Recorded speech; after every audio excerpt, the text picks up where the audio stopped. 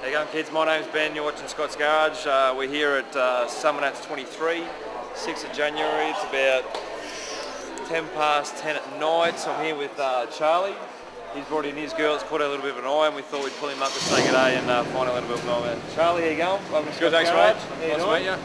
Mate, can you talk us through what we've got here? Well, basically it's a Ford FD LTD. It's a 351 small block Windsor with 2V Cleveland iron heads. It's a World Products block with an eagle bottom end and CP pistons. It's got a bog stock S400, 1.32 rear with a T6 flange. It's a 74.5mm turbo. It's rated at 1,000 horsepower. On this it'll probably do about 850. It's on propane, which is one of the main points of the car. 4B2 converters, 2 electric lock-offs, 2 VFF30 lock-offs, and 2 modified GRA mixers, and 2 eBay Chinese intercoolers, the 600 by 400 by 75 cores.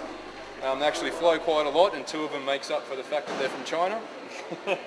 And the rest of the car is pretty simple, just a 9-inch full spool power glide trans brake, 3500 stall. The radiator's in the back under the boot floor, and there's way too many thermofans in it to even count. And the gas tank's a PPI tank from Guy Oberon. It's a multi-cylindrical alloy tank that ends up basically like a rectangle, so it's an efficient use of space.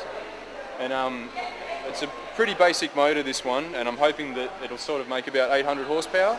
But we only got it running 4 hours ago, and it just idles and runs, so we won't be doing anything fancy with it for now, just cruising around. Okay, so it's fair to say you've had a fairly hard slog over the last couple of days just to get it here. Where did this all start for you? Was this a car that you bought just as something to run around in, or did you inherit it from somebody? Or? Well, I always had an LT, liked LTDs, and about 7 years ago I bought my first FD LTD, and about 2 years after that I crashed it. And I bought this from Victoria for $5 grand about 5.5 years ago, and since then about the only thing that hasn't changed is the shell. And a lot of the bits are gone, and I've always had a passion for the gas stuff, and single turbo V8s, and pretty much it all just came together with this. This is the 3rd reincarnation of this car so far. Any particular reason you went for the Windsor rather than the Cleveland when you're playing with this sort of stuff? Aftermarket block. Yep, fair enough.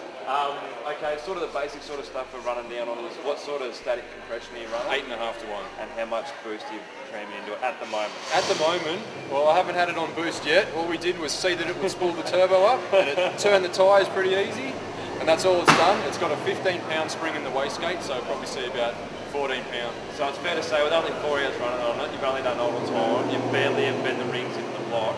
Yeah, you're here this weekend because you wanted to make Summernats 23 and just to be here with the cars happy enough for you at this stage. Yeah, totally. So where do you see this going for in the next 12 months? Do you want to be competitive with it in terms of the burnout competition, the horsepower? It was built for dyno work and burnouts, and with a bit more development, and it needs a better radiator.